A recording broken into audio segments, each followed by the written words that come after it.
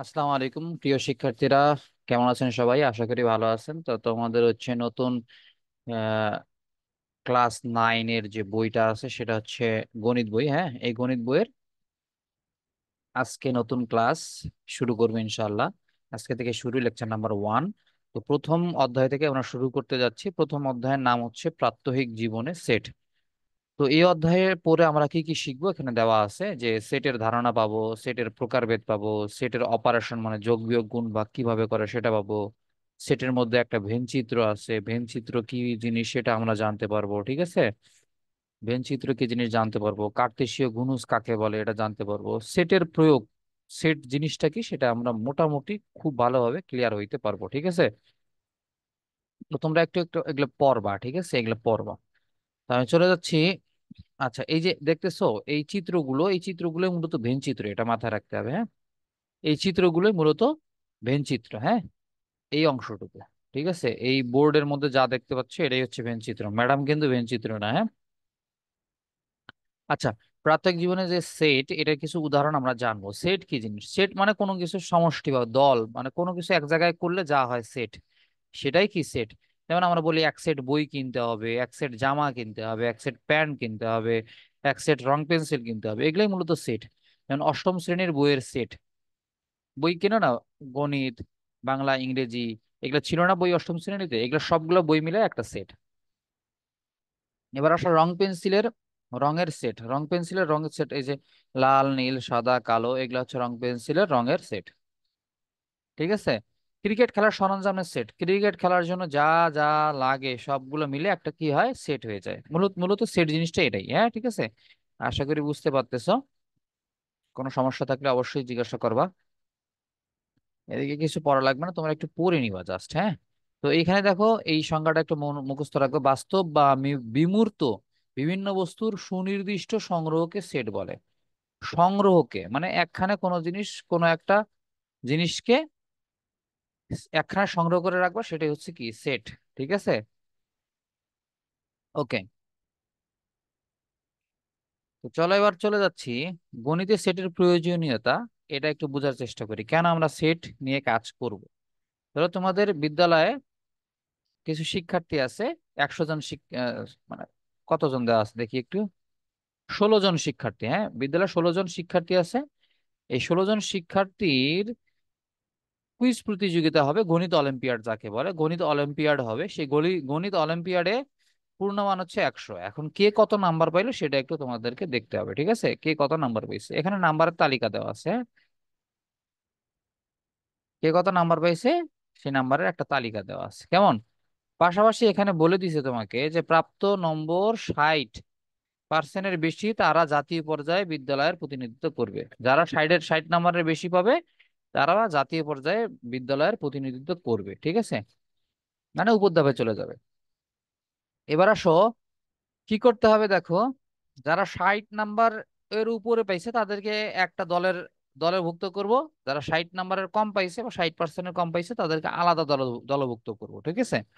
ধরে নাও যে 60%-এর বেশি যারা নাম্বার পাইছে তাদেরকে আমি যে দলের অন্তর্ভুক্ত করব সেই দলের নাম হচ্ছে এ। আর 60%-এর কম যারা পাইছে তাদের আমি কোন দলে নিব, বি দলে নিব, ঠিক আছে। এখন নাম্বার গুলো দেখি। আচ্ছা, এখানে কি দেওয়া আছে নাম্বার গুলো, এ সেটের মধ্যে দেখো নাম্বার আছে এখানে, যারা যেই নাম্বার গুলো 60-এর উপরে আছে, কামালের আছে, মিতুর আছে, ঠিক আছে, অভিজিতের আছে, জেবার আছে, এই নাম্বারগুলোর একটা সেট তৈরি করছি, ঠিক আছে। এই নাম্বারগুলো সেট যারা 60-এর উপরে, কেমন। ওকে, এটাকে এ সেট দিছি। এবং বি সেট কাদেরকে দিলাম, বি সেট দিয়েছি হচ্ছে যারা 60-এর নিচে নাম্বার পাইছে তাদেরকে বি সেটে দিলাম, ঠিক আছে। এখান থেকে আমরা কিছু জিনিস শিখতে পারছি। একটা হচ্ছে যে 60% নাম্বার পাইছে অর্ধেকেরও বেশি শিক্ষার্থী, 60%-এর বেশি নাম্বার পেয়েছে অর্ধেকেরও বেশি বেশি শিক্ষার্থী, ঠিক আছে। আর অংশগ্রহণকারী শিক্ষার্থীদের মধ্যে প্রায় 1/3 মানে 3/1 শিক্ষার্থী পাইছে 60%-এর কম নাম্বার। এগুলা আমাদের অবজারভেশন, এখানে দেখে দেখে আমরা বুঝতে পারছি যে কে কত নাম্বার পাইছে, এখানে গুনে গুনে। হ্যাঁ, কয়জন কত পাইছে। হ্যাঁ, 60%-এর নিচে প্রাপ্ত নম্বর সমূহ 33 থেকে 69, সরি 59। দেখো 33 সর্বনিম্ন, সর্বোচ্চ হচ্ছে 59, 59। তো এই কথাগুলো এখানে লেখা আছে। তো এইখানে তুমি আর কি কি লিখতে পারবা এরকম জিনিস, সেগুলো দুই একটা এখানে ফাঁকা করে লিখবা খাতায়, হ্যাঁ।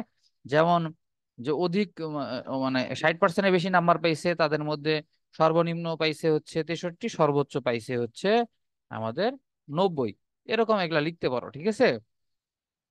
তারপরে সংখ্যাও লিখতে পারো, 60%-এর বেশি নাম্বার পাইছে কয়জন, 60%-এর কম পাইছে কয়জন, হ্যাঁ। বেসিক এগুলা, হ্যাঁ। তো এই গেল সেট, দলভুক্ত করা, হ্যাঁ। এখানে বাংলা রিডিং আছে, একটু পড়ে নিবা। এবার আসো সেটের প্রকাশ। সেট আমরা কিভাবে প্রকাশ করি? সেটকে আমরা প্রকাশ করি দ্বিতীয় বন্ধনীর ভেতরে কমা দিয়ে, প্রত্যেকটা উপাদানকে কমা দিয়ে। দেখো এখানে এই যে দ্বিতীয় বন্ধনী দেওয়া আছে, বি সেটে দ্বিতীয় বন্ধনী দেওয়া আছে বাইরে, এবং মাঝখানে প্রত্যেকটা সংখ্যার পরে এক একটা করে কমা আছে। মূলত এইভাবে আমরা সেটের কি করি, সেটকে প্রকাশ করি। দ্বিতীয় বন্ধনী দিয়ে তার ভেতরে উপাদানগুলো কমা দিয়ে পৃথক করা থাকবে। তো এখানে তোমাদের কাজ হচ্ছে, দেখো একটা দেওয়া আছে বাংলাদেশের জাতীয় পতাকায় রঙের সেট, লাল সবুজ দুইটা সেট, দুইটা উপাদান একটা সেটের ভেতরে। একটা হচ্ছে তোমার কি বলে সেকেন্ড ব্র্যাকেটের ভেতরে পড়ছে, এবং মাঝখানে দুইটা রঙকে আলাদা করা হয়েছে কমা দিয়ে। তো তুমি এইখানে কাজ করো, অষ্টম শ্রেণীর বিষয়সমূহের বইয়ের সেট, এইটাকে সেট আকারে প্রকাশ করো। এখানে ধরো প্রথমে দিবা হচ্ছে সেকেন্ড ব্র্যাকেট দিলা এখানে গণিত, ম্যাথ, আরে ম্যাথ দিছো, এরপরে দিছো হচ্ছে ইংলিশ, এইভাবে দিলা, হ্যাঁ। কয়টা বই ছিল, এই বইগুলাকে একটা সেটে অন্তর্ভুক্ত করে নিস, শেষে সেকেন্ড ব্র্যাকেট দিয়ে শেষ করে দিছো, ঠিক আছে। তো এটাই মূলত হচ্ছে আমাদের কি সেটের বই প্রকাশে। এবার আসো তোমার পেন্সিলের রঙের সেট, এখানে তুমি ওই এরকম সেকেন্ড ব্র্যাকেট দিবা, দেওয়ার পরে লাল নীল সবুজ হলুদ এগুলা দিয়ে দিবা। ছবিতে দেওয়া ক্রিকেট খেলার সরঞ্জামের সেট, ক্রিকেট খেলার মধ্যে কি কি থাকে, ব্যাট থাকে, প্যাড থাকে, হ্যাঁ, গার্ড থাকে, হ্যান্ড গ্লোভস থাকে, এগুলোর একটা সেট, এই আর কি। এবার আসো 1.3, এখানে আমরা যে কাজটা করব, সেটকে সাধারণত ইংরেজি বর্ণমালার বড় হাতের অক্ষর ABC XYZ এগুলা দ্বারা প্রকাশ করা হয়। একটু আগে দেখলা না যে আমরা সেট প্রকাশ করছি বড় হাতের অক্ষর দিয়ে, এ সেট বি সেট, ঠিক আছে। ঠিক এই কথাটাই এখানে বলা আছে যে বড় হাতের অক্ষর দিয়ে প্রকাশ করতে হবে সেটকে, হ্যাঁ।